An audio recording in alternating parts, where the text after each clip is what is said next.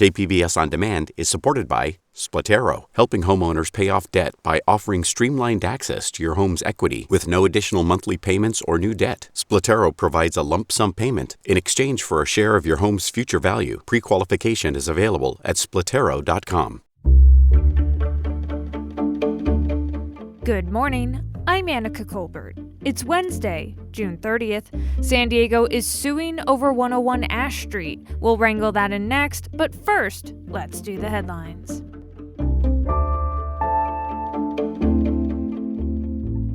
San Diego County will not be changing mask-wearing guidelines despite concerns about the Delta variant of COVID-19. That's according to Supervisor Nathan Fletcher on Tuesday. In Los Angeles, public health officials on Monday had strongly recommended that everyone wear masks in indoor public places, regardless of vaccination status. Fletcher says that they are monitoring the situation with the Delta variant, and he stressed that the best thing anyone can do is get vaccinated. California lawmakers approved a record $262 billion state budget package on Monday night. It'll fund the government for the next fiscal year and pay for stimulus checks for low- and middle-income Californians. Here's Senate President Pro Tem Tony Atkins. A budget that will continue pushing our state forward as we build back, creating a path to recovery wide enough for all Californians to share. The new budget also includes expanded Medi-Cal coverage for all Californians 50 and older, including those who are undocumented. Nancy Maldonado is the president and CEO of the Chicano Federation, which serves about 25,000 low-income families in San Diego each year. She says the coverage is important for essential workers, especially those who work in agriculture. They're out in 117-degree heat, still going to work, still doing the things that need to do so that you and I have food on our table. From KPBS, you're listening to San Diego News Now. Stay with me for more of the local news you need.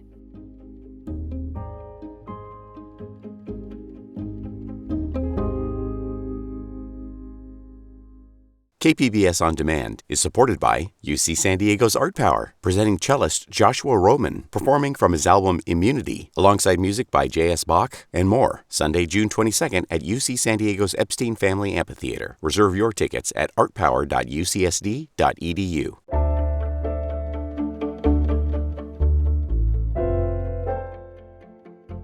San Diego city officials are now suing to void their deal to buy the 101 Ash Street office building. City Attorney Mara Elliott made the announcement on Tuesday. KPBS Metro reporter Andrew Bowen has been following the 101 Ash Street debacle since it began. He hashed out the lawsuit and its impact on the city with KPBS anchor Sally Hickson. Here's that interview. So Andrew, remind us, how did this real estate scandal get started? Hi, Sally. Well, back in 2016, the city of San Diego was looking for more downtown office space. It was hoping to accommodate more of its employees and sort of consolidate them into one building, whereas currently they're spread out across multiple buildings, or at least they were before COVID. And 101 Ash Street, it's a big high-rise. It seemed like a good solution at the time. It's right by City Hall, so it wouldn't be a difficult move for them. There's plenty of floor space, and the city officials assured the city council at the time that all the building needed was a good power washing. It was in excellent condition. In fact, what we learned later was that the building needed tens of millions of dollars in renovations. It needed work on the electrical system, on the heating, ventilation, and air conditioning system. And once all of that work actually got started, asbestos got lodged into the air, and so the building became uninhabitable, and it's been uninhabitable ever since. For a while, the city was paying $18,000 a month in rent on a vacant building that it couldn't use. Eventually, it decided to stop, and now, of course, it's taking its chances in the court and just trying to extricate itself from the deal altogether. And what's the new information that led to the lawsuit? Well, one of the architects of the deal on 101 Ash Street was a real estate broker named Jason Hughes, and he was advising the city on this deal for free, essentially. He was saying that he was doing it out of civic duty. He was actually originally retained by the city in a sort of pro bono capacity under former Mayor Bob Filner, and then he stuck around and basically was giving the city some free real estate advice on this deal as well. And so only now, recently, the city has discovered that Hughes actually got paid a total of $9.4 million by the company that was selling the building. The city says it was under the impression that Hughes was only representing the city's interests. But of course, this is a clear conflict of interest. How could a broker be giving the city, as a buyer in this transaction, really good real estate advice when he's also taking money from the seller, and that was not disclosed to the city at the time? So the city attorney, Mara Elliott, said today, on Tuesday, in a press release, it's now clear why I'll quote here, "It's now clear why the 101 Ash Street deal has been shrouded in secrecy. At its heart is a massive betrayal of the public trust and a clear violation of California's anti-corruption laws." So now the city claims the contracts to lease or buy 101 Ash Street are void. Is the city also suing to collect damage from Jason Hughes, the broker? Yeah, well, there's actually an existing lawsuit that has now just been amended to include some new claims, and most of those claims are, in fact, against Jason Hughes himself, an individual. They're also making claims against Sistera, which is a company that sort of also acted in a kind of broker capacity for the city in this transaction, and they are also naming as defendants the LLCs that owned the building. There is another building also at Civic Center Plaza that the city has been leasing, and Hughes acted in a similar capacity in the transaction that led to that deal. So the city is also seeking to void the contract over that building. This all happened on former Mayor Kevin Faulconer's watch. How might this affect his run for governor in the recall election? Yeah, it's interesting how Faulconer has kind of escaped a lot of the blame for this deal. So last year's mayoral race saw former city council member Barbara Bree running against now Mayor Todd Gloria. And Bree really sought to make Gloria the sort of chief villain in this story because he supported the deal at the city council. He always maintained that he was misled just like everybody else. But now that Faulconer is actually running for office again, and a much bigger office, governor of California, I think it's very likely that this story could actually show up in some of the coverage of the governor's race and perhaps even in campaign materials put out by Faulconer's opponents. That was KPBS Metro reporter Andrew Bowen speaking about the city of San Diego's lawsuit to get out of the deal to buy the 101 Ash Street building with KPBS anchor Sally Hickson.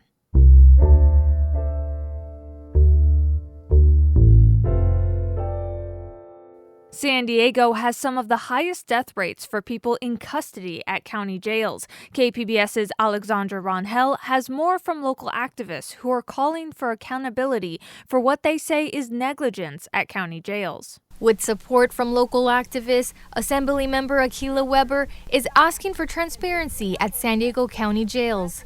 Weber will be requesting a full audit of the San Diego County Sheriff's Office to the state's Legislative Audit Committee Wednesday. Community activist Yusuf Miller held a press conference Tuesday outside Las Colinas detention facility where 24-year-old Elisa Serna died back in November. He's hoping locals will take part in Wednesday's hearing. We are standing up for Elisa Serna, who lost her life right here in Las Colinas Detention Center. A 2019 investigation by the San Diego Union Tribune found that the county's jail mortality rate is among the highest in California, with over 150 people who have died while in custody since 2009. And that was KPBS reporter Alexandra Rangel. Pandemic restrictions have mostly been lifted across California, and summer tourists are packing San Diego County. But many restaurants and hotels can't find the staff to keep up with the rise in demand. KPBS's Jacob Ayer has more. Many hotels and restaurants across the U.S. are struggling to hire workers they lost during the pandemic, including here in San Diego County. Eric Soto manages Encinitas Cafe and has been working there for over a decade. He says they've had to limit the number of tables they seat and incentivize job applicants. We've, just bumped the starting wage a couple dollars, especially with minimum wage going up back in January. And, you have to, in turn, raise prices. Our margins are, small at restaurants. They're not that large. So if you raise wages a little bit, you have to, unfortunately, pass it on to the consumer. And just down the road at Honey's Bistro and Bakery, they're facing a similar problem, according to manager Corelli Sanchez. She says the problems coincide with rising food costs during their busiest season. it's something drastic needs to happen. We need to have more staff, and we're actually starting to train somebody new tomorrow. So we're hoping it starts picking up and more people want to apply now, because then that's not something that we're going to want to do for the rest of the summer. And in San Diego's hotel and resort industry, many of the trends are the same. Anthony Belliff works at Omni La Costa Resort and Spa in Carlsbad. He says guests are coming back in big numbers, but they've reduced capacity and changed some hours of operation for the time being in order to deliver the same experience. So in our peak seasons, we would typically have about 1,000 to 1,200 people at most. And obviously, due to COVID-19 and the shutdown and all the restrictions in business, that impacted us to the point where right now, even after many months of slowly reopening things, we're at about 650 employees right now. These business owners aren't exactly sure why they can't find enough workers. Some say they might be worried about contracting COVID-19. Others mention that employees may have left the industry for more stable and flexible jobs. And some say they might still be happy to stay at home with extra government benefits still available. And that was KPBS's Jacob Baer.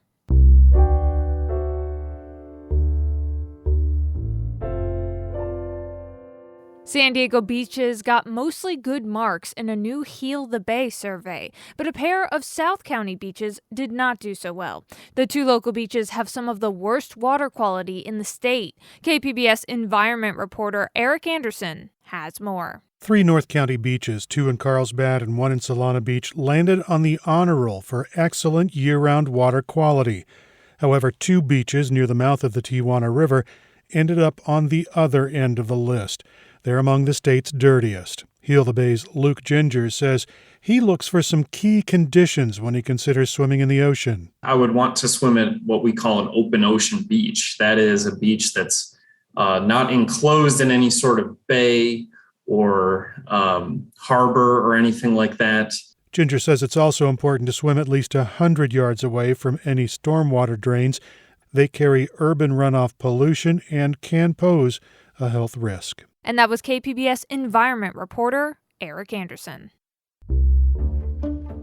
Coming up, North County residents are stepping up to help out the homeless.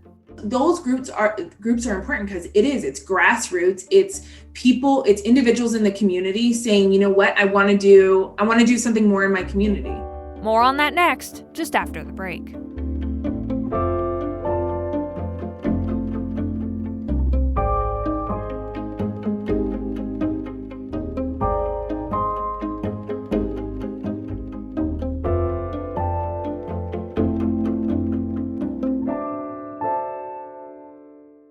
KPBS On Demand is supported by Markel Design and Remodeling, helping homeowners with their home remodeling needs. From ADUs to kitchen remodels, room additions, and custom homes, Markel Design and Remodeling can help homeowners design and build their dream homes. More at trustyourhometous.com.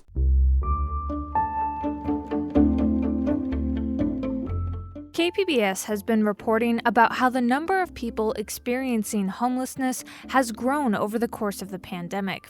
You can see the signs everywhere in San Diego County, and now some people in the North County are stepping up to help. KPBS North County reporter Tanya Thorne tells us about one individual running and funding a shelter out of a motel in Carlsbad. Vanessa Graziano didn't expect to be running a homeless shelter. She starts each day at the Carlsbad Village Inn Motel, where one of the rooms serves as an intake office. Here, coffee is served daily and meals are planned. We have dinner being provided from Jewish Collaborative Services. They do it every Monday, and they've been doing it for like 6 months. This is also where she meets the people who are staying at the shelter to talk about what's going on in their lives. Depending on what they need, everyone's unique, right? We just find out who they are. I get to know them, their story. This all started last year when Graziano, who had once been homeless herself, decided to pay for a motel for a family in need. That act of kindness grew into what is now the Oceanside Homeless Resource. When the COVID hit, we realized we needed to create some kind of shelter and also food service. So I came together with a few people out there and we started this emergency COVID shelter, which absolutely grew. The one motel room grew to 15 rooms that now house 35 people, including 14 children. And all the people here are absolutely moving forward. Originally, Graziano was operating out of an Oceanside motel, but costs forced her to look for a cheaper option, landing her in Carlsbad. Every day, Graziano jumps on social media to ask for donations to keep the shelter running. Over the last year, we've probably raised over $250,000, and it's just through me, private funding, different churches, local that have come on board. We've had a few grants here and there from private organizations, but honestly, it's I have to raise $1,000 a day to keep everyone here safe. Sharna Barron has been at the motel shelter for a couple of weeks after being homeless for 2 years. She needed stability. When you're on the streets, you can't be stable. I mean, really, you can't. They kick you out. I was sleeping on the benches over at the harbor. They kick you out. I was sleeping on the ground. They got kicked out over there. You can't. The motel has given Barron a semi-permanent address that helped her get a job. She started last week. Desiree Young is another shelter resident just starting a new job. She and her family are going into their 3rd month at Graziano's shelter. They also needed stability and an address to get her children enrolled into school. It's hard to get a job or even put them into a school where they have to be going when you move around. Graziano says she listens to what her clients need, but there are rules they have to follow. It is a come-as-you-are program, but we are very, if you're on drugs, we really want you to understand you can be here safe, but we're going to get you into detox and recovery because that is the next step. The nonprofit has been able to move 38 clients into permanent housing. Graziano also connects her clients with resources, like county caseworkers and healthcare. She also arranges employment assistance and transit passes to get them to their new jobs. Those groups are important because it's grassroots, it's people, it's individuals in the community saying, you know what, I want to do something more in my community. There's just not enough resources. Miranda Chavez is the Director of Integrative Services at the Community Resource Center in Encinitas. They work with different grassroots organizations like Graziano's. Chavez says small organizations can fill needs that large ones can't. I think the larger an organization is, and the more involved government is, people are wary of it. Graziano says her clients trust her because she's been homeless. I had lived, a pretty successful life in marriage, and I got divorced, and then I stumbled into drugs. And so being able to come on the other side of it and having that lived experience, I do believe my voice is valuable and credible today. Graziano says she's been clean for 6 years. Her goal is to create a cottage community where her clients can learn job skills to prepare them to live on their own. And that was KPBS North County reporter Tanya Thorne.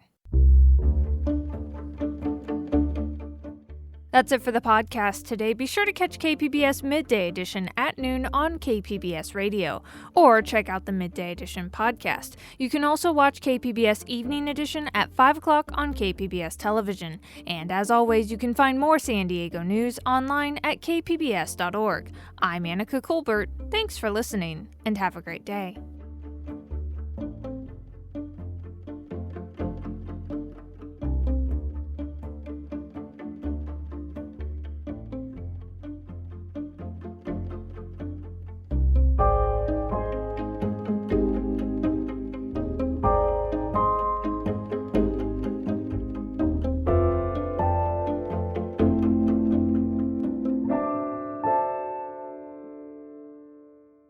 KPBS On Demand is supported by UC San Diego's Art Power, presenting cellist Joshua Roman, performing from his album Immunity, alongside music by J.S. Bach and more, Sunday, June 22nd at UC San Diego's Epstein Family Amphitheater. Reserve your tickets at artpower.ucsd.edu.